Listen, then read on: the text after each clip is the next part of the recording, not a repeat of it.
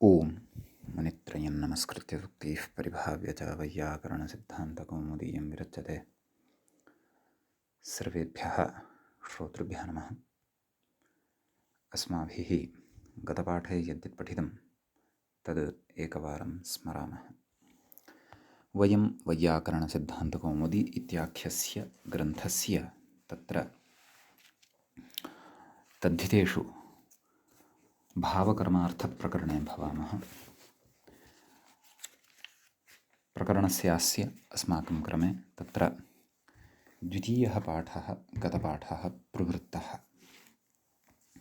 अस्मिन् द्वितीयपाठे अस्माभिः आचत्वात् इति सूत्रगतः विचारः कृतः। अयम् अधिकारः भवति। तत्र अपवादैः सह त्वतलोः समावेशार्थम् अयम् अधिकारः अत्र मध्ये उक्तः वर्तते इति तत्र अस्माभिः मूले एव पठितं। ततः वचनादिभ्यः कर्मणि विधानार्थं तत्र गुणवचनादिभ्यः कर्मणि अपि विधानार्थम् इदं सूत्रं भवति इत्यपि पठितं। सूत्रे चकारग्रहणं तु नैस् नैभ्याम् अपि समावेशार्थं भवति इति अस्माभिः पठितम्। उदाहरणानि: स्त्रियाः भावः स्त्रैणं स्त्रीत्वं स्त्रीता, पौंस्नं पौंस्त्वं पौंस्ता इति इमानि उदाहरणानि तत्र अस्माभिः दृष्टानि। तदनन्तरं न नै पूर्वात् तत्पुरुषादचतुरसङ्गतलवणवटयुधकतरसरसेभ्यः इति सूत्रम् अस्माभिः पठितम्। ततः तस्य सूत्रस्य अर्थः अपि दृष्टः। इतः परं भावप्रत्ययाः ते नै तत्पुरुषात् नाम ये भावप्रत्ययाः ते नै तत्पुरुषात् न स्युः चतुरादीन् वर्जयित्वा इति तत्र उक्तम्। अपतित्वम् अपटुत्वम् इति उदाहरणद्वयं दृष्टम्। बार्हस्पत्यम् इत्यत्रापि भावप्रत्ययस्य यकः निषेधः न स्यात् एतदर्थं नै पूर्वात् इत्युक्तम्। तत्र बहुरीहावपि तत्र वक्ष्यमाणस्य अणः प्रत्ययस्य भावप्रत्ययार्थे विद्यमानस्य अणः निषेधः यथा न स्यात् तदर्थं तत्पुरुषादित्येव उक्तम्। अतः नास्य पटवः सन्ति इति अपटुः तस्य भावः आपटवम् इति रूपं सिद्धं भवति इति अस्माभिः ज्ञातम्। ततः अचतुर इति किम् इति प्रत्युदाहरणं दृष्टं। नाम ये निषेधाः तत्र सूत्रे उक्ताः वर्तन्ते तत्सम्बद्धानि उदाहरणानि अपि अस्माभिः दृष्टानि। आचतुर्यम् आसङ्गत्यम् आलवण्यम् आवट्यम् आयुध्यम् आकल्यम् आकत्यम् आरस्यम् आलस्यम् इत्यादीनि उदाहरणानि दृष्टानि। येषु गुणवचनब्राह्मणादिभ्यः कर्मणि इति अनेन सूत्रेण अस्माभिः भावेशयं प्रत्ययः दृष्टः। गतपाठस्य अन्ते व्याख्यायाः च पङ्क्तिः इत्थं पठिता। आरस्यमिति अरसशब्दात् षिं, आलस्यमिति लसति इति लसः नलसः अलसः, तस्मात् ष्यं इति व्याख्यायाः एतावान् च भागः गतपर्याये पठितः। इति अयं द्वितीयः पाठः अस्य भावकर्मार्थप्रकरणस्य अत्र सम्पन्नः। अधुना तावत् तत्र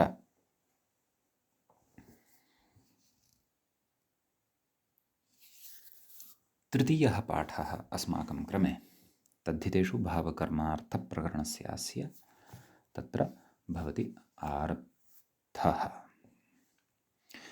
अस्माभिः अग्रिमं सूत्रम् अत्र पठनीयं वर्तते। तच्च अग्रिमं सूत्रं भवति एवम्।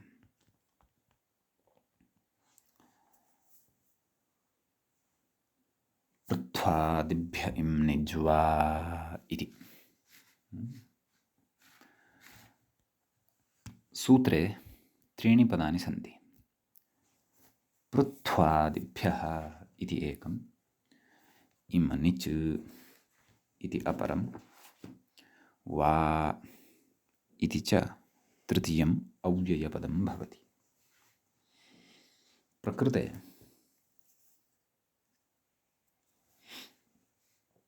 पृथ्वादिभ्यः इत्यत्र पञ्चमी भवति इत्युक्तमेव, तस्य विग्रहः इत्थं कर्तव्यः। पृथु आदिः, नाम पृथु इति शब्दः आदिः, येषां ते पृथ्वादयः, तेभ्यः पृथ्वादिभ्यः नाम कश्चन गणः अस्ति इति विग्रहद्वारा एव ज्ञायते, विग्रहकरणेन एव ज्ञायते। प्रकृतसूत्रं प्रति व्याख्याता कथयति तस्य भावः इत्यनुवर्तते। कुतः? तस्य भावस्त्वतलौ इत्यस्मात् तस्य भावः इत्यस्य अनुवर्तनं भवति। सम्यक् अग्रे कथयति पृथ्वादिभ्यः षष्ठ्यन्तेभ्यः, नाम अग्रे सूत्रार्थं कथयन् अस्ति, परन्तु अत्र प्रत्ययः परश्च ज्ञाप्रातिपदिकात् तद्धिताः समर्थानां प्रथमाद्वा इत्येते अधिकाराः अपि लभ्यन्ते। सम्यक्। ततः प्रकृते तत् सूत्रस्य अर्थः क्रियमाणः अस्ति व्याख्यात्र। पृथ्वादिभ्यः षष्ठ्यन्तेभ्यः भावे इमनिज् वा स्यात् इत्यर्थः। षष्ठ्यन्तेभ्यः पृथ्वादिभ्यः नाम पृथ्वादिगणे पठितेभ्यः प्रातिपदिकेभ्यः कीदृशेभ्यः? षष्ठ्यन्तेभ्यः भावे भावार्थे इम् निच् इति प्रत्ययः विकल्पेन भवति इति अस्य सूत्रस्य अर्थो भवति। समीचीनम्। तत्र अधुना के शब्दाः अस्मिन् पृथ्वादिगणे वर्तन्ते तदस्ति अस्माभिः पठनीयं। नाम गणपाठः एकवारम् आवर्तनीयः, नाम तस्य आवृत्तिः अथवा पाठः कर्तव्यः। तत्र एवं शब्दाः वर्तन्ते: पृथु, मृदु, महत्, पटु, तनु, लघु, बहु, साधु, आशु, उरु, गुरु, बहुल, खण्ड, दण्ड, चण्ड, अकिञ्चन, बाल, होड, पाक, वत्स, मन्द, स्वादु, ह्रस्व, दीर्घ, प्रिय, वृष, ऋजु, क्षिप्र, क्षुद्र, अणु। एते शब्दाः तत्र पृथ्वादिगणे भवन्ति। समीचीनम्। सूत्रार्थः च अस्माभिः दृष्टः एव। भावे इम्निच् प्रत्ययः भवति। अग्रे कथयति व्याख्याता कथयति ननु वाग्रहणं व्यर्थम्। सूत्रे वाग्रहणं खलु कृतं वर्तते। कुतः व्यर्थं? समर्थानां प्रथमाद्वा इति महाविभाषया एव वाक्यस्य सिद्धत्वात्। समर्थानां प्रथमाद्वा इति महाविभाषा अस्ति खलु। इत्येव, नाम तेन एव वाक्यस्य सिद्धिः भवति खलु, नाम पक्षे वाक्यं लभ्यते एव खलु। तत्र वाग्रहणस्य प्रयोजनम् अपत्याधिकारप्रकरणे अस्माभिः पठितमेव खलु, वा न वा? कथयति न च इम्निजभावे त्वतल् प्रत्ययार्थं वाग्रहणमिति वाच्यम्। नाम इम्निच् एकस्मिन् पक्षे भवति, अपरस्मिन् पक्षे त्वदलोः अत्र प्रवृत्तिः भविष्यति इति न वक्तव्यम्। एवं खलु। कुतः एवं न वक्तव्यं तद् कथयति अग्रे। आचत्वादित्येव तत्समावेशसिद्धेः इति। पूर्वम् आचत्वात् इति आरम्भसामर्थ्यादेव तयोः त्वतलोः तत्र समावेशः भवत्येव खलु, तस्य समावेशस्य सिद्धिर्जायतेव खलु इत्यत आह। अतः कथयति। किं कथयति अग्रे पश्यन्तु। वा वचनम् अणादिसमावेशार्थमिति मूले पश्यन्तु। वा वचनम् अणादिसमावेशार्थम् इति। नाम प्रकृते वाग्रहणं यत् कृतं वर्तते मृत्वादिभ्यः निजवा इत्यत्र, तेन अणादीनामपि अत्र समावेशः भवतु। अग्रे ये उक्ताः भावप्रत्ययाः वर्तन्ते तेषामपि यथा यथं यथा योग्यम् अत्र समावेशः भवतु इति तदेव कथयति। आदिशब्देन अन्येपि ग्राह्याः तान् व्याख्याताबोधेन अस्ति। पश्यन्तु। पृथु मृदु भृतुषु, पृथु मृदु प्रभृतुषु, पृथु मृदु इत्यादिषु इगन्ताच्च लघुपूर्वात् इत्यणः, एतेन सूत्रेण यः विधीयते यः अणत्तस्य, चण्डखण्डादिषु, एवं खलु, चण्डखण्डादयः अपि केचन शब्दाः तत्र पठिताः अस्माभिः दृष्टाः खलु। चण्डखण्डादिषु गुणवचनलक्षणश्यञः, गुणवचनब्राह्मणादिभ्यः कर्मणि चैतन्येन यः श्यञ् विधीयते तस्य अग्रे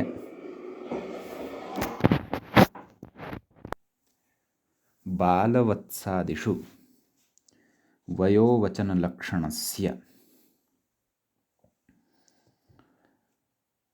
एवं खलु, वयोवचनलक्षणस्य अयश्च औत्सर्गिकस्य, नाम वयोवचनलक्षणः ऐ इति प्रत्ययः अपि अस्माभिः तत्र अग्रे पठिष्यते। प्राणभृज्जाति वयोवचनोद्गात्रादिभ्यो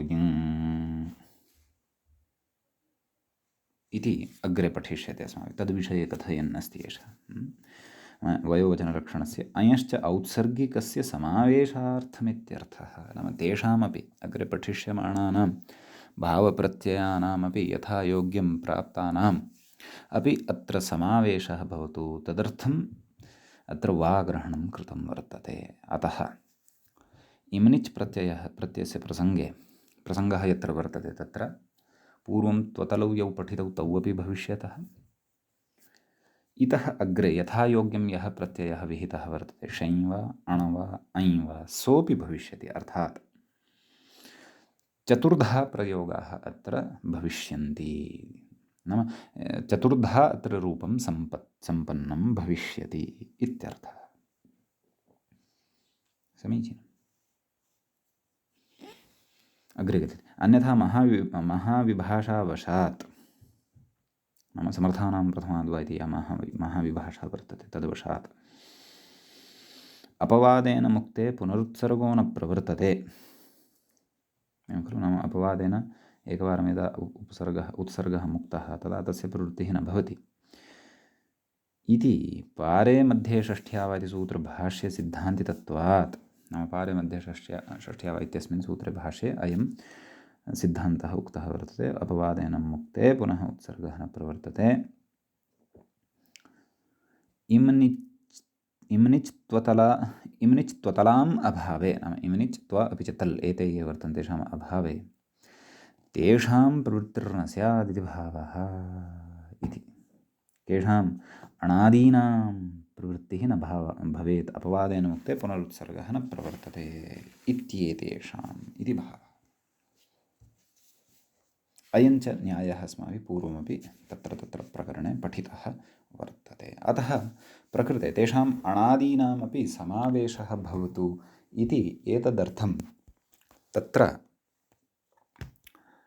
सूत्रे प्रकृते पृथ्वादिभ्यः निजवा इत्यत्र वाग्रहणं कृतं वर्तते इति भावः। सम्यक्। इदानीं तत्र अस्माभिः प्रयोगः पृथोः भावः प्रथिमा पार्थवम् इमनिजन्तः प्रयोगः प्रथिमा इति साधनीयः वर्तते। एवं खलु, तत्र पृथोः भावः इत्यस्मिन् अर्थे पृथु इति षष्ठ्यन्तात् इम्निच् इति प्रत्ययः विधीयते। एवं खलु तत्र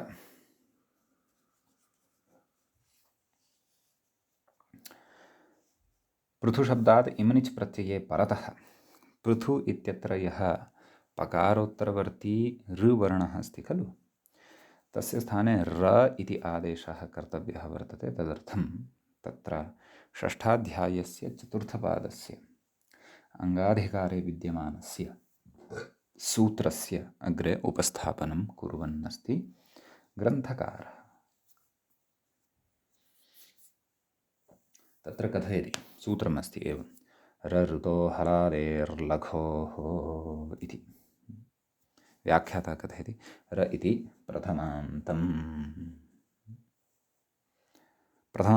र इति पदं भवति। तस्य तत्र विद्यमानस्य यकारस्य शाकल्यलोपः जातः वर्तते, अतः र इति श्रूयते इति भावः। ततः तत्र ऋतः इति अग्रिमं पदं भवति, षष्ठ्यन्तं, षष्ठीविभक्तेः एकवचनान्तं भवति। हलादेः इति अपि षष्ठ्यन्तं भवति। हल् आदौ यस्य सः हलादिः, तस्य हलादेः।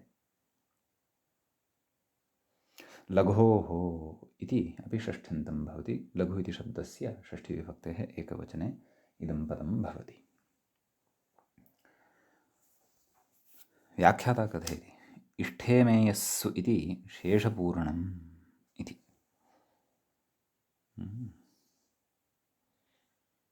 तत्र तुरिष्ठेमेयस्सु इत्यस्मात् इष्ठेमेयस्सु इत्यस्य अनुवर्तनं भवति एतत् सूत्रं प्रति। इष्ठेमेयस्सु, तत्र इष्ठेमेयस्सु अर्थात् इष्ठन् इम, इष्ठ इत्यनेन इष्ठन् इति प्रत्ययः विवक्षितः भवति। इम इत्यनेन इमनिच् प्रत्ययः विवक्षितः भवति।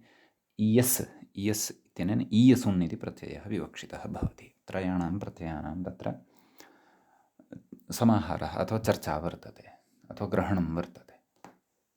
एवं खलु। अतः ततः इष्ठेमेयस्सु इत्यस्य अनुवर्तनं भवति। तदेव कथयन्नस्ति व्याख्याता अपि अग्रे तुरिष्ठेमेयस्सु इत्यतः तदनुवृत्तेरिति भावः इति, नाम तस्य अनुवर्तनं भवति इति। अग्रे कथयति अङ्गस्य इत्यधिकृतम्, अङ्गाधिकारे इदं सूत्रं वर्तते। अङ्गस्य इति सूत्रस्य अधिकारे इदं वर्तते, अतः तस्य अधिकारः तु भवत्येव। कथयति अङ्गस्य इत्यधिकृतं हलादेः अङ्गस्य,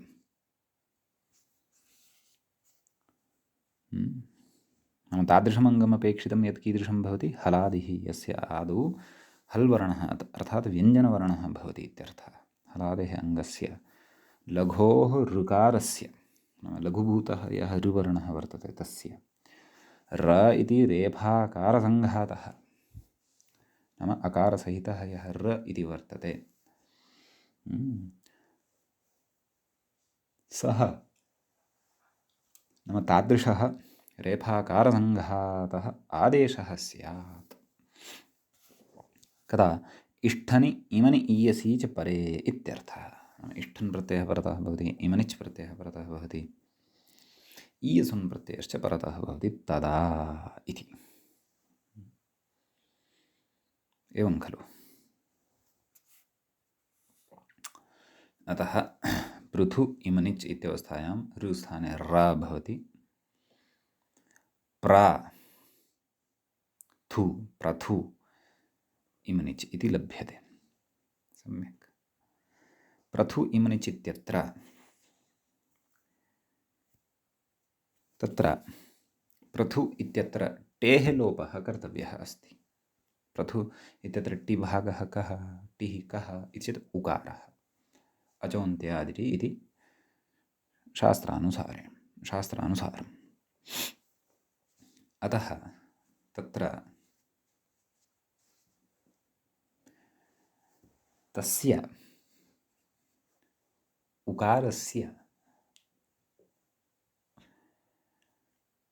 लोपार्थम् अथवा पृथु इत्यस्य टेः लोपार्थम् अग्रे सूत्रम् अधुना आरभ्यमाणं वर्तते। अस्माकं श्रुतपूर्वं सूत्रम् असकृतप्रयुक्तं च सूत्रं, परन्तु प्रक्रियाक्रमानुरोधेन अधुना उच्यमानं वर्तते। सूत्रं च एवं टेः इति। टेः इत्यस्मिन् सूत्रे एकमेव पदं भवति।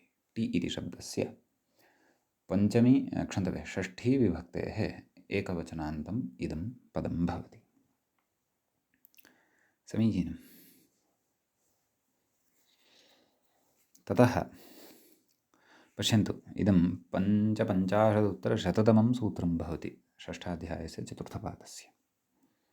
अत्रापि तुरिष्ठेमे यस्सु इत्यस्मात् सूत्रात् तत्र इष्ठेमे यस्सु इत्यस्य पदस्य अनुवर्तनं भवति। एवं किल? अतः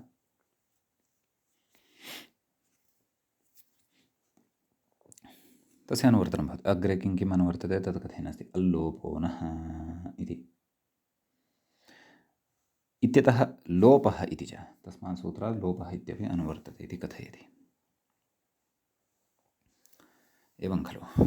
तत्र वयं पश्यन्तः स्मः एव यत् इदं टेः इति सूत्रं चातुर्थम् अर्थात् चतुर्थाध्याये विद्यमानं वर्तते। पञ्चपञ्चाशमिदं सूत्रं वर्तते। अल्लोपो नः इत्यतः लोपः इति स्वीक्रियमाणः वर्तते। कुतः अत्र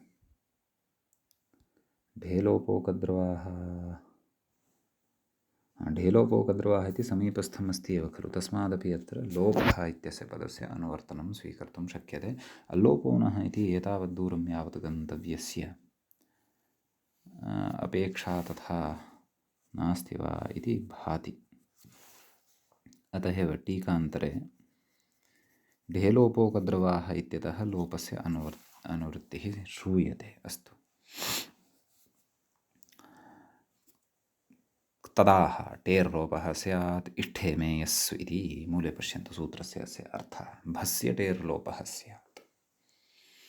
भसौञ्जकः एव अत्र अपेक्षितः। भसौञ्जा च यचिभम् इति शास्त्रानुसारेण अत्र अस्माभिः अवगन्तव्यः। समीचीनं। ततः प्रकृते सूत्रार्थः ज्ञातः। प्रथु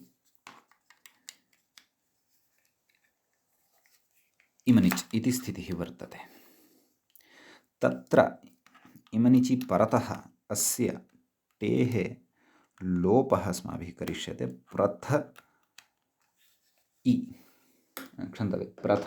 प्रथ इमनिच् इति स्थितिः तत्र अस्माकं सविधे लब्धा भविष्यति। सम्यक्। व्याख्याता इदानीं प्रथिमा इत्यस्य रूपसिद्धेः विषये अग्रे कथयन् अस्ति। प्रथिमा इति कथयति। पृथुशब्दाद् इमनिच् चकारः इत् अर्थात् इमनिच् इति शब्दे यः चकारः वर्तते तस्य इत् संज्ञा भवति। सम्यक्। नकारात् इकारः उच्चारणार्थः। इमनिच् नकारात् परतः यः इकारः वर्तते किल, सः उच्चारणार्थकः। किम् अवशिष्यते? इमन् प्रत्ययस्य कियान् भागः अवशिष्यते? इमन् इति। अग्रे कथयति। ऋकारस्य रः नाम पृथु इत्यत्र यः ऋवर्णः वर्तते स र इति भवति।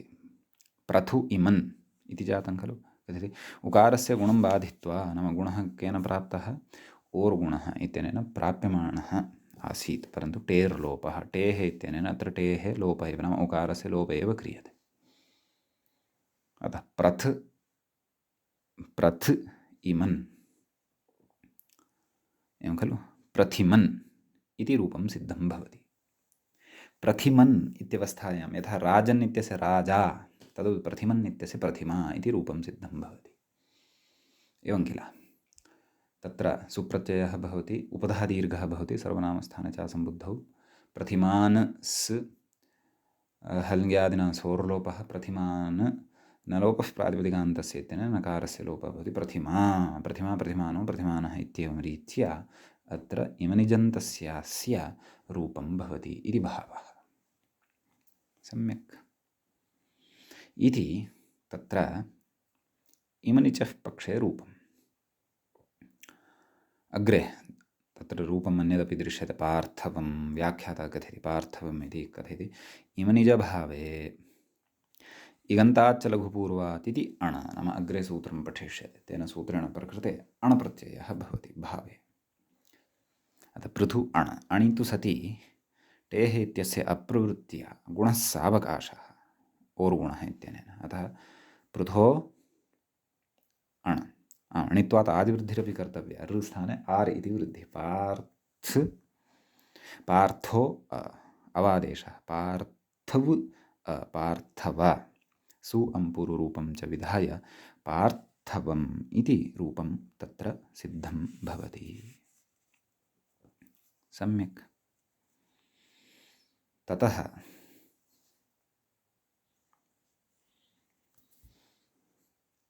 प्रकृते एतत्प्रत्ययद्वयमेव न त्वतलौ अपि भवतः इत्युक्तं खलु अतः तयोरपि अत्र प्रवृत्तिः अवगन्तव्या पृथुशब्दात् त्वप्रत्ययः अतः पृथुत्व त्वान्तं क्लीबे भवति पृथुत्वम् इति तृतीयं रूपं तल्लपि भवति खलु अतः तलः पक्षे पृथुता इत्यपि अत्र रूपं भवति स्त्रीलिङ्गे अतः चत्वारि रूपाणि अत्र स्मर्तव्यानि मूले नोक्तानि परन्तु तानि अपि अवगन्तव्यानि अतः सिद्धान्तः अस्माभिः पठितः वर्तते अतः सम्यक् अग्रे कथयति तत्र मृदुशब्दः द्वितीयः शब्दः पृथ्वादिगणे पठितः वर्तते तद् शब्दमादाय अपि उदाहरणं कथयति मृदुशब्दात् इमनिचि ऋकारस्य रः मृदु इत्यत्र मकारोत्तरवर्ती यः ऋवर्णः वर्तते तस्य र इति भवति मृदु टेः इति लोपः मृद् इं मृदिमन् मृद् इमन् मृदिमन् इति रूपं भवति यथा प्रथिमा इति साधितं तद्वत् मृदिमा इति रूपं तत्र सिद्धं भवति पुल्लिङ्गे एवं किल ततः इमनिजन्ताः च शब्दाः पुल्लिङ्गे भवन्ति सम्यक् मार्दवम् इत्यपि रूपं साधितं वर्तते तत्र कथयति इगन्ताच्च इति अण तदेव इगन्ताच्च लघुपूर्वात् इत्यनेन मृदुशब्दात् अणि सति यथा अस्माभिः पार्थवम् इति साधितं तद्वत् मार्दवम् इत्यपि सिद्ध्यति त्वप्रत्ययस्य पक्षे मृदुत्वं तल् प्रत्ययस्य पक्षे मृदुता इति इदं रूपद्वयमपि अत्र भवति सम्यक् ततः प्रकृते आम् एतावान् विशेषः भवति एवमेव अन्ये अपि शब्दाः गणे पठिताः वर्तन्ते यथा अग्रिमः शब्दः वर्तते महत् एवं खलु महत् शब्दात् महिमा इति रूपं भविष्यति स्त्रीलिङ्गे महिमा महत्त्वं महत्ता इत्यादयः प्रयोगाः तत्र सिद्धाः भवन्ति सम्यक्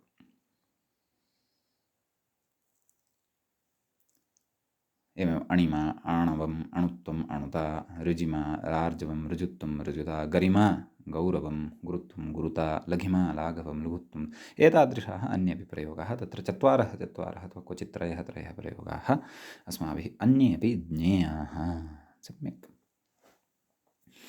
इति एतावान् विशेषः पृथ्वादिभ्यः वा इत्यत्र रऋतो हलादेर्लघोः इत्यत्र च वर्तते टेः इत्यत्र च इदानीं वयम् अग्रिमं सूत्रं प्रविशामः अग्रिमं च सूत्रं वर्तते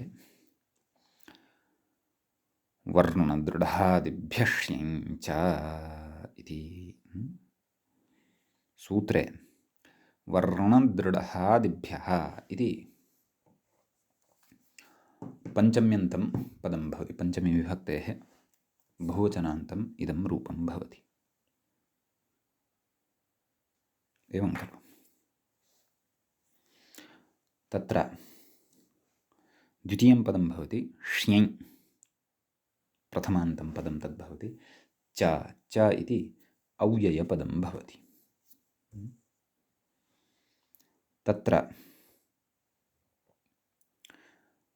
वर्णाश्च दृढादयश्च वर्णदृढादयः तेभ्यः वर्णदृढादिभ्यः एतत् तत्र पञ्चमी विभक्तेः बहुवचनान्तं रूपं भवति। तत्र दृढादिः इति अस्माभिः अधुनैव इतरेतरयोगद्वन्द्वः यः कृतः तत्र दृढादिः इति यः गणः वर्तते, दृढादिः इति यः शब्दः वर्तते तत्र बहुव्रीहिः वर्तते। दृढ आदौ येषां ते दृढादयः तेभ्यः दृढादिभ्यः इति अर्थः। सम्यक्। प्रकृते तस्य भावस्त्वतलो इत्यस्मात् सूत्रात् तस्य भावः इत्यनुवर्तते। पृथ्वादिभ्यमिनिच वा इत्यस्मात् इमिनिच् इत्यनुवर्तते। प्रत्ययः परश्च ज्ञाप्रातिपदिकात् तद्धिताः समर्थानां प्रथमाद्वा इत्येते च अधिकाराः अत्र लभ्यन्ते। समीचीनम्। तत्र सूत्रार्थः व्याख्यात्रा उच्यमानः वर्तते। पश्यन्तु। वर्णवाचिभ्यः दृढादिभ्यश्च वर्णवाचकाः शब्दाः ये ते दृढादिगणे पठिताः सन्ति शब्दाः ये ते तेभ्यः भावे श्यञ् च स्यादित्यर्थः। भावे श्यञ् प्रत्ययः च भवति। चकारग्रहणमपि अस्ति खलु सूत्रे, तेन इमनिचः अपि ग्रहणं भवति इति भावः। एवं खलु व्याख्याता कथयति गुणवचनत्वादेव गुणवचनत्वादेव श्यञ् सिद्धे, नाम श्यञ् अत्र अग्रे यत् सूत्रं पठिष्यते गुणवचनब्राह्मणादिभ्यः कर्मणि च तेनैव श्यञः अत्र सिद्धे श्यञः सिद्धौ इमनिच् समुच्चयार्थं वचनं, नाम इमनिच् प्रत्ययोऽपि भवतु श्यञोऽपि भवतु श्यञ्यपि भवतु इमनिजपि भवतु इति एतदर्थम् इदं वचनम् अत्र कृतं, नाम इदं सूत्रम् अत्र कृतम् इति भावः। सम्यक्। इतः अग्रे पश्यामः। परन्तु दृढादिगणे तावत् के शब्दाः सन्ति पठिताः इति इदमपि अस्माभिः वर्तते द्रष्टव्यम्। इति चेत् दृढादिगणे पठितान् शब्दान् सकृत् पठामि। दृढ, वृढ, परिवृढ, भृश, कृश, वक्र, शुक्र, चुक्र, आम्र, कष्ट, लवण, ताम्र, शीत, उष्ण, जड, बधिर, पंडित, मधुर, मूर्ख, मूक, स्थिर। तत्र गणसूत्रमपि एकं दृश्यते। वेर्यातलातमतिमनः शारदानां समो मतिमनसोः जबन। एते शब्दाः अस्मिन् दृढादिगणे वर्तन्ते पठिताः। समीचीनम्।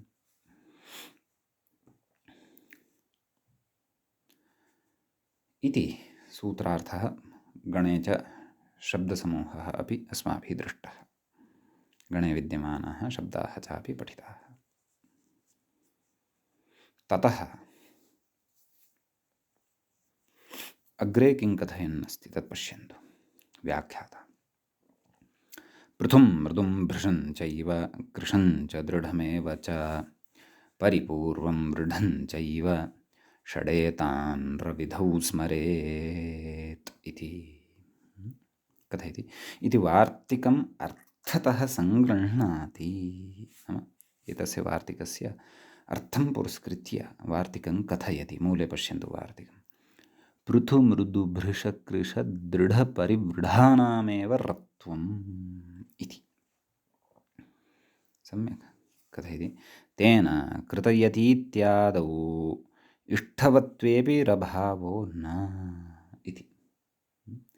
कृतयतीत्यादयः केचन शब्दाः तेषु इष्टवद्भावे सत्यपि रभावः नाम रत्वं न भवति इति भावः। सम्यक्। एवं किल। नाम विशेषेण सङ्कलनम् अत्र शब्दानां कृतं वर्तते इति। तत्र मूले चादिमनिच् इति उक्तं। तच्च अस्माभिः सूत्रार्थकरणवेलायां स्फुटीकृतमेव। अग्रे कथयन्नस्ति प्रयोगम् उपस्थापयन् नाम उदाहरणं प्रस्तौति मूले द्रढिमा व्याख्याता तत्र कथयति द्रढिमा कथयति दृढशब्दात् इमनिचि ऋकारस्य रः इति ऋ वर्णः यः वर्तते तस्य ऋ इति वर्णस्य स्थाने र इति आदेशः भवति इति भावः। अतः तदेव दृढ इमन् तिलोपः खलु भवति दृढ इमन् द्रढिमन् इति शब्दः मूलशब्दः सिद्धः भवति। तस्य प्रथमाविभक्तेः एकवचने द्रढिमा इति रूपं भवति। एवं खलु। ततश्च पृथुशब्दस्य उदाहरणं पूर्वं दृष्टं, मृदुशब्दस्य पूर्वं दृष्टं, भृशशब्दस्य उदाहरणं व्याख्यात्रा उच्यमानं वर्तते भ्रशिमा इति। एवं खलु। क्रशिमा कृषि इत्यस्य क्रशिमा, दृढ इत्यस्य द्रढिमा तत्तु साधितमेव, परिवृढ इत्यस्य परिव्रढिमा इति एतानि उदाहरणानि अन्यानि अपि एतद्वार्तिकसम्बद्धानि सम्भवन्ति। पृथो भावः प्रथिमा, मृदोः भावः मृदिमा, भृशस्य भावः भ्रशिमा, कृशस्य भावः क्रशिमा, दृढस्य भावः द्रढिमा, परिवृढस्य भावः परिव्रढिमा इत्येतानि रूपाणि अत्र अवगन्तव्यानि। अपि च पक्षे त्व अपि भविष्यति खलु, पृथुत्वं, मृदुत्वं, भृशत्वं, कृशत्वं, दृढत्वं, परिवृढत्वं, तल्लपि पृथुता, मृदुता, भृशता, कृशता, दृढता, परिवृढता इत्येते अपि अत्र भविष्यन्ति। अन्योपि यदि भावप्रत्ययः सह अत्र प्राप्यमाणः वर्तते यथा योग्यं तस्यापि विधानम् अत्र भवति। सम्यक्। अग्रे कथयति ननु वर्णदृढादीनां ष्यन्तानाम् एवं खलु। प्रकृते ष्यञ् प्रत्ययः नोदाहृतो वा अस्ति खलु। ततः पूर्वं तानि उदाहरणानि तु व्याख्यात्रा उक्तानि एव नहि, अस्माभिः साधनीयानि।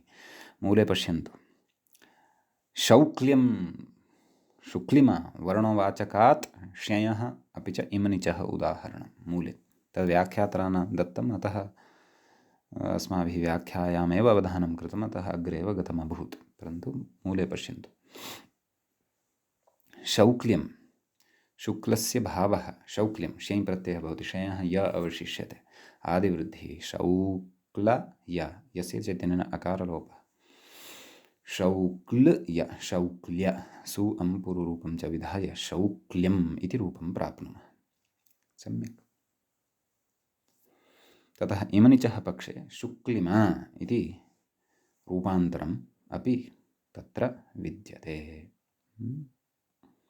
शुक्ल इमनिच शुक्लिमन् इति रूपं सिद्धं भवति तिलोपादिकं कृत्वा। तस्य यथा पूर्वं रूपं साधितं तथा शुक्लिमा इति रूपं भवति। एवं दार्ढ्यम् एवं खलु। षयः पक्षे दार्ढ्यं, षयः अभावपक्षे द्रढिमा इति रूपम् इति भावः। इदानीम् आगच्छन्तु व्याख्याय। कथयति ननु वर्णदृढादीनां ष्यन्तानां लोकतः नपुंसकत्वात् ष्ययः षित्वस्य किं प्रयोजनम्? एवं खलु। ष्यन्ताः शब्दाः नपुंसकलिङ्गे व्यवह्रियन्ते। लोकतः एव लोके तत्र नपुंसकत्वं दृश्यते, तर्हि तस्य षित्करणस्य प्रयोजनं किम्? एवं खलु। इत्यतः आह शो ङीषर्थ इति मूले पश्यन्तु। शप्रत्ययः अत्र ङीषर्थः वर्तते, स्त्रियां ङीषपि भवतु इति एतदर्थः षित्करणं ष्ययः कृतं वर्तते षिद्गौरादिभ्यश्च। सम्यक्। तत्र उदाहरति औचिति इति। तत्र कथयति अग्रे उचितशब्दात् ब्राह्मणादित्वात् ष्यञ् एवं खलु। उचितशब्दः ब्राह्मणादिगणे पठितः, अतः गुणवचनब्राह्मणादिभ्यः कर्मणि च इत्यनेन श्यञ् भवति, उचितश्यञ्। तस्य य अवशिष्यते, आदिवृद्धिः औचित य, तकारोत्तरवर्तिनः अकारस्य लोपः औचित्य इति भवति। कथयति लोकात् स्त्रीत्वम्, अस्य शब्दस्य लोकात् स्त्रीत्वं भवति। सर्वेऽपि श्रियन्ताः अस्माभिः स्त्रियामपि उदाहर्तुं शक्यन्ते इति नास्ति। यस्य यस्य लोके यथा यथा लिङ्गम् उक्तं वर्तते तद्वत् तत्र षित्वमाश्रित्य नाम तल्लिङ्गं तां लिङ्गव्यवस्थामाश्रित्य यदि स्त्रीलिङ्गमपेक्षितं तर्हि प्रकृते प्रत्यये षित्वमाश्रित्य स्त्रीलिङ्गे अपि तद्रूपं वक्तव्यं। यदि लोके तस्य शब्दस्य नित्यपुल्लिङ्गता एव दृश्यमाना वर्तते तर्हि सति शयन्तत्वे अपि तत्र अस्माभिः स्त्रीलिङ्गे व्यवहारः कर्तुं न शक्यते। यथा दार्ढ्यम् इति दार्ढी इति किमपि एतादृशं वक्तुं न शक्यते। तर्हि का स्थितिः जाता अत्र? औचित्य। कथयति षित्वात् ङीषि, षित्वात् अत्र ङीष् प्रत्ययः भवति, तस्य इ अवशिष्यते, एवं खलु? औचित्य इ इति। औचित्य इ इत्यवस्थायां यस्य चैत्यनेन यकारोत्तरवर्तिनः अकारस्य लोपः, का स्थितिः जायते? औचित्य इ अग्रे उच्यते हलस्तद्धितस्य इति यलोपः, हलस्तद्धितस्य इत्यनेन यकारस्यापि लोपः भवति। औचित् इ मेलनेन औचिती, पुनः सुप्रत्ययः आगच्छति, तस्य हल्यादिना सोर्लोपः, तस्य लोपः भवति, औचिती इति रूपं सिद्धं भवति। कथयति उचितस्तु न दृढादिः, नाम तत्र वर्णदृढादिभ्यः श्यञ् च इति सूत्रम् उक्त्वा ततः तत्सूत्रान्तर्गतत्वेन औचिती इति रूपं दत्तम्, अतः उचितशब्दः दृढादिगणे स्यात् इति न शङ्कनीयं। सः दृढादिः नास्ति। तद्गणे अदर्शनात् इम्निच् प्रसङ्गाच्च, नाम तस्मिन् गणे अयं न दृश्यते। तस्मिन् गणे अयं पठ्येत यदि तर्हि तत्र इम्निच् अपि स्यात् इति। कथयति अस्यैव श्यञः उत्तरसूत्रे अनुवृत्तेः, तत्र वर्णदृढादिभ्यः श्यञ् च इत्यतः एव श्यञ् उत्तरसूत्रं प्रति गमिष्यति, नाम गुणवचनब्राह्मणादिभ्यः कर्मणि च इति सूत्रं प्रति गमिष्यति। कथयति उत्तरसूत्रे अनुवृत्तेः इहैव तस्य षित्वप्रयोजनकथनम् इति बोध्यम् इति। अस्मिन् सूत्रे एव तस्य षित्वस्य प्रयोजनं कथितं वर्तते, यद्यपि उदाहरणं तु इदं गुणवचनब्राह्मणादिभ्यः कर्मणि च इत्यस्य एव वर्तते। अग्रिमसूत्रस्य इदम् उदाहरणं वर्तते, परन्तु गतसूत्रे मुख्यतया श्यञ् विहितः इति कृत्वा तस्मिन्नेव सूत्रे तस्य षित्करणस्य प्रयोजनस्य विषये अत्र ग्रन्थकारेण उक्तं तावदेव, यद्यपि तद् उदाहरणं तु अग्रिमसूत्रस्य एव इति भावः। समीचीनम्। ततः तत्र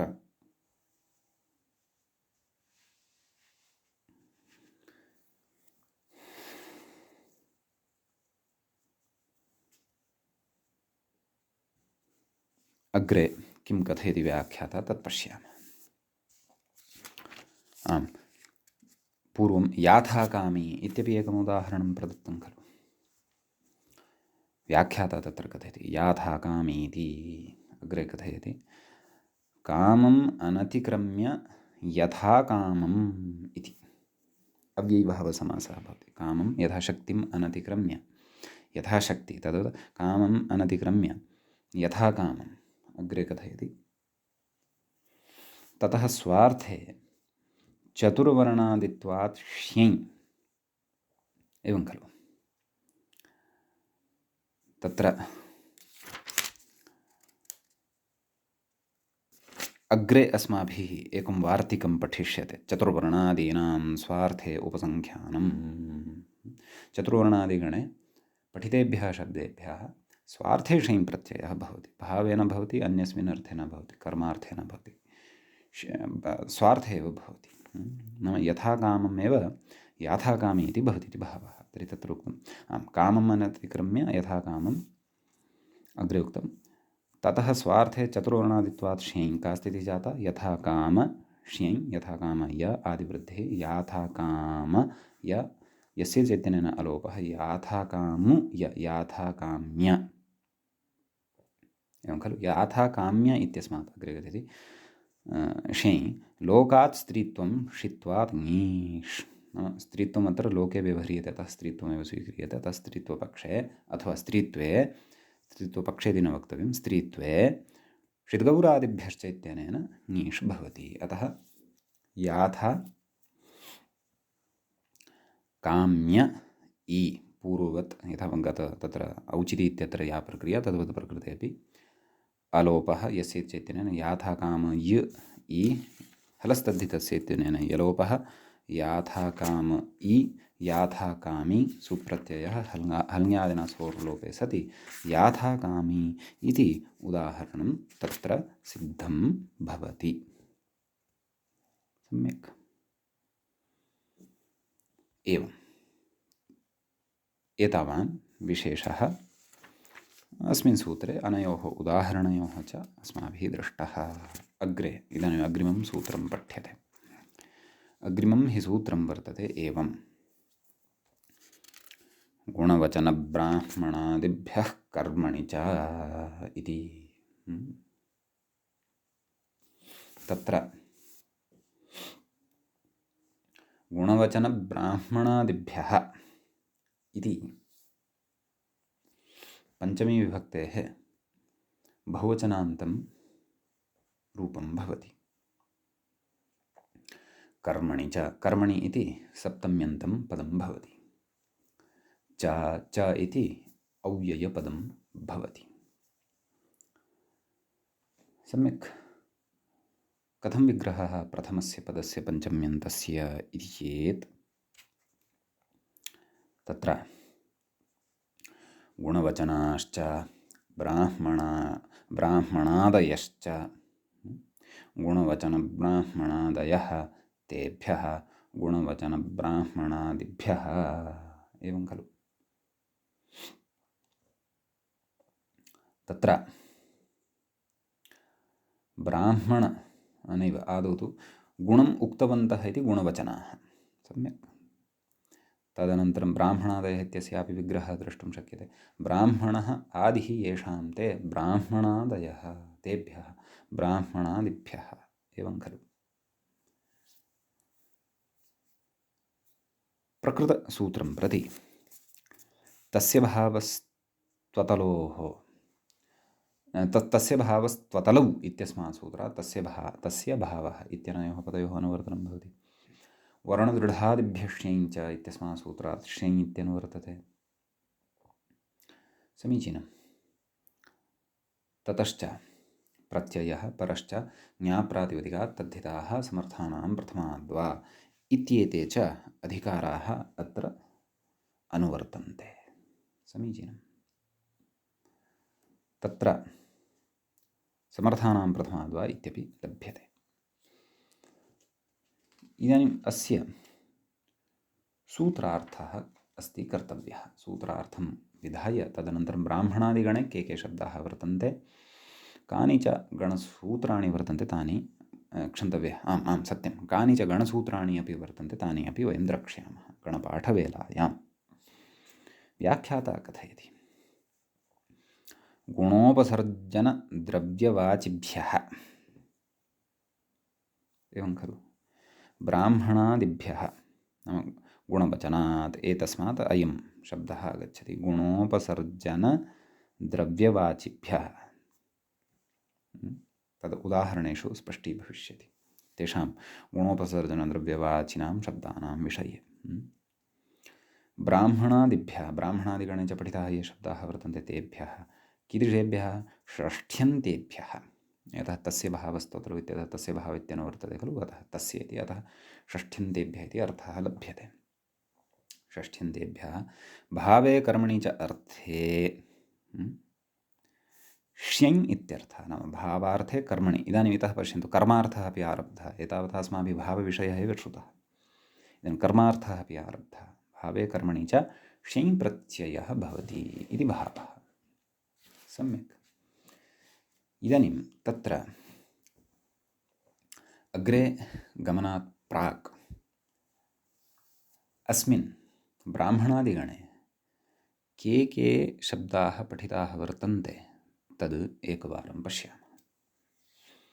आम्, ब्राह्मण, वाडव, माणव, तदनन्तरम् एकं गणसूत्रम् अपि दृश्यते, अर्हतोनुं च, तदनन्तरं चोर, धूर्त, आराधय, विराधय, अपराधय, उपराधय, एकभाव, द्विभाव, त्रिभाव, उन्यभाव, अक्षेत्रज्ञ, संवादिन्, संवेशिन्, संभाषिन्, बहुभाषिन्, शीर्षघातिन्, विघातिन्, समस्थ, विषमस्थ, परमस्थ, मध्यस्थ, अनीश्वर, कुशल, चपल, निपुण, पिशुन, पिशुन, कुतूहल, क्षेत्रज्ञ, विष्ण, बालिश, अलस, दुःपुरुष, कापुरुष, राजन्, गणपति, अधिपति, गडुल, दायाद, विशस्ति, विषम, विपात, निपात। तदनन्तरं गणसूत्रमेकं दृश्यते, सर्ववेदादिभ्यः स्वार्थे, पुनः दृश्यते, चतुर्वेदस्योभयपदवृद्धिश्च, तदनन्तरं शौटीर इति। सम्यक्। एतावन्तः साक्षात् तत्र दृश्यन्ते, परन्तु अयं गणः आकृतिगणः भवति इत्यपि प्रसिद्धिरस्ति, तत्र वक्ष्यते अपि। तत्र अग्रे गणसूत्रत्वेन यदस्माभिः पठितं तस्य कृते वार्तिकमिदमिति कथयन्नस्ति, व्याख्याता कथयति। आम्, परन्तु ततः पूर्वमत्र उदाहरणानि यानि सन्ति तानि अपि द्रष्टव्यानि। मूले किमुक्तं? मूले उक्तं चाद्भावे, एवं खलु। ततः किमुक्तं? ततः उक्तं जडस्य कर्म भावः वा जाड्यम् इति। जडस्य यत् कर्म भवति अथवा जडस्य यः भावः भवति तद् जाड्यम् इत्युच्यते। तर्हि जड इति षष्ठ्यन्तात् प्रकृते षै प्रत्ययः भवति, एवं खलु। जड य आदिवृद्धिः, जाड य, तदनन्तरं डकारोत्तरवर्ति यः अकारः वर्तते तस्य लोपः भवति, जाड्य, जाड्य, सु अं पूर्वरूपं च विधाय जाड्यम् इति रूपं वयं तत्र प्राप्नुमः। सम्यक्। ततः मूढस्य भावः कर्म वा मौढ्यम् इति, एवं खलु। तत्र मूढशब्दात् श्ञै, श्ञयः य अवशिष्यते, आदिवृद्धि मौढ य, तदनन्तरं ढकारोत्तरवर्ती यः अकारः तस्य लोपः भवति, मौढ्य, सु अं पूर्वरूपं च विधाय मौढ्यम् इति रूपं प्राप्नुमः। ब्राह्मण्यम्, एतत् गुणवचनेभ्यः उदाहरणद्वयं पठितम् अस्माभिः। यतः जडः गुणवाचकः, मूढः अपि गुणवाचकः, कस्मिंश्चित् वर्तते कश्चन गुणविशेषः। इदानीं ब्राह्मणादिगणे पठितात् अपि श्ञयः एकम् उदाहरणं कथयन्नस्ति। किं? ब्राह्मण्यं कथं विग्रहः? ब्राह्मणस्य भावः कर्म वा ब्राह्मण्यम् इति भवति। सम्यक्। ब्राह्मणशै पर्जन्यवल्लक्षणप्रवृत्त्यादिवृद्धिः ब्राह्मण य, णकारोत्तरवर्धनः अकारस्य लोपः ब्राह्मण य, ब्राह्मण्य, सु अं पूर्वरूपं ब्राह्मण्यम् इति सिद्धं भवति। सम्यक्। अग्रे कथयति, अर्हतोनुं च इति वार्तिकमिदं कथयति, व्याख्याता कथयति वार्तिकमिदं गणपाठे अपि दृश्यते, परन्तु वार्तिकत्वेनापि पाठः अस्ति वा इति सकृत् महाभाष्यग्रन्थः अपि तत्र अस्माभिः द्रष्टव्यः। अस्तु, कथयति वार्तिकमिदम्। अग्रे कथयति, अर्हः प्रशंसायाम् इति सूत्रेण शतरि तत्र एकं सूत्रं पठ्यते, वयं तत् सूत्रम् अग्रे कृत्सु पठिष्यामः। एवं खलु? नैव, सूत्रं तु अर्हः पूजायां वर्तते, आमां, परन्तु अर्हः प्रशंसायाम् इति कथयन्नस्ति एषः। शत्रुप्रत्ययः तेन भवति, सत्यं। काशिकायां नैव, अर्हः प्रशंसायाम् इत्येव वर्तते। किं तत्र उच्यते सूत्रेण? अर्हधातोः प्रशंसायां शत्रुप्रत्ययः भवति इति तस्य सूत्रस्य अर्थो भवति। कथयति इति सूत्रेण शतरि नाम शत्रुप्रत्ययः क्रियते। अर्हच्छब्दः धातुः कः भवति अत्र? अर्ह इति धातुः। तस्मात् शत्रुप्रत्ययस्य किम् अवशिष्यते? अत् अवशिष्यते। अर्ह अत् अर्हत् इति लभ्यते। सम्यक् कथयति अर्हः प्रशंसायाम् इति सूत्रेण शतरि अर्हच्छब्दः पूज्यवाची इति कैयटः। नाम अर्हच्छब्दः यः वर्तते सः पूज्यवाचकः भवति अर्हत् इति शत्रुप्रत्ययान्तः। तत्र शत्रु च प्रशंसार्थे, एवं खलु? अग्रे कथयति नाम सूत्रस्य अस्य अर्थः कः? अर्हतो नुं च इत्यस्य तद् कथयति। अर्हच्छब्दात् श्यञ् स्यात्, नाम श्यञ् इति प्रत्ययः भवति। अर्हतः भावः कर्म वा इत्यस्मिन् अर्थे। प्रकृतेर्नुं चेत्यर्थः। अपि च प्रकृतिः या वर्तते, प्रकृतिः का? अर्हत् इति, तस्याः नुमागमः। नुं च मित् भवति, तस्य न अवशिष्यते। अर्हत् इत्यत्र तत्र यः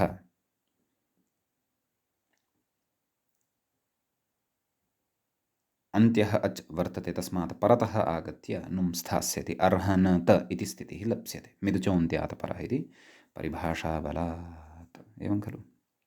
अग्रे कथयति मित्वात् अन्त्यात् अचः परः, तदेव मिदुचोन्त्यात् परः इति कथयति। तदेव यद्मया उक्तम्, अथवा मिदुचोन्त्यात् परः इति सिद्धान्तं इति परिभाषां व्याख्याता अपि स्मारयन् अस्ति। का स्थितिः जाता? अर्हनत्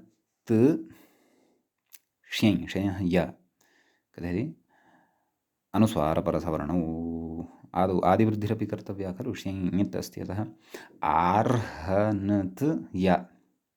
अपि च अवधानम् अत्र विशेषणं कुर्वन्तु, उत्तरार्धस्य तत्र आरम्भकरणवेलायां मङ्गलं करिष्यते। श्रोत्रार्हन्ति चणैर्गुण्यैर्षो, एवं रीत्या महर्षिभिरहर्दिवं तौष्टूयमानोऽप्यगुणो विभुर्विजयते तेराम्। तत्र आर्हन्ति इति शब्दः मङ्गले एव आगमिष्यति। श्रोत्रार्हन्ति, आर्हन्ति, अतः तत्र अस्माकं सौकर्यं भविष्यति श्लोकस्य अर्थावगमने यदि अत्र आर्हन्ति शब्दस्य सम्यक्तया अर्थः ज्ञातः तर्हि। अतः अवधानं तु वस्तुतः सर्वत्रापि कर्तव्यमेव, परन्तु पौर्वापर्यसम्बन्धपरतया किञ्चिदुक्तं। सम्यक्। तर्हि आर्हनत य, एवं खलु? कथयति अनुस्वारपरसवर्णौ, नाम नकारस्य अनुस्वारः भवति, परसवर्णत्वेन पुनः नकारः एव लभ्यते। आर्हनत्, तर्हि रूपं किं साधनीयम्? आर्हन्त्यम्, एवं खलु? आर्हनत य, आर्हन्त्य सु अम्, पूर्वरूपम् आर्हन्त्यम् इति रूपं सिद्धं भवति। व्याख्याता कथयति लोकात् नपुंसकत्वं स्त्रीत्वं च। नाम आर्हन्त्य इति शब्दः नपुंसकलिङ्गे अपि श्रूयमाणः वर्तते, स्त्रीलिङ्गे अपि श्रूयमाणः वर्तते। तर्हि स्त्रीलिङ्गे किम्? आर्हन्त्य ङीष्, यतः श्यञ् ङीष् षित् वर्तते। आर्हन्त्य इ, एवं खलु?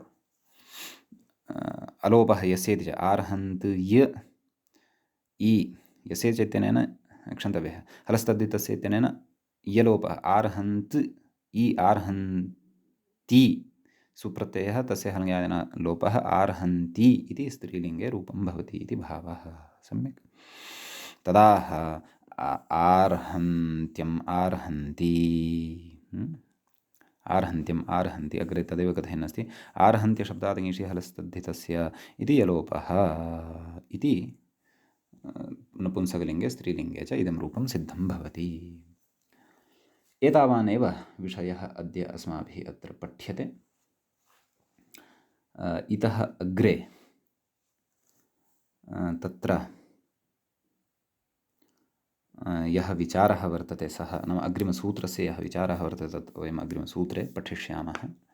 मूले इदमपि उक्तं यत् ब्राह्मणादिः आकृतिगणः भवति नाम एवं जातीयः अन्येपि शब्दाः अत्र प्रयोगानुसारम् अन्तर्भावयितुं शक्यन्ते। सम्यक्। मुनित्रयन्नमस्कृत्य उक्तिः परिभाव्य च वैयाकरणसिद्धान्तकौमुदीयं विरच्यते। एवञ्च तद्धितेषु भावकर्मार्थप्रकरणस्यास्य अस्माकं क्रमे तत्र तृतीयः पाठः सम्पन्नतां गतः। नमः सर्वेभ्यः श्रोतृभ्यः।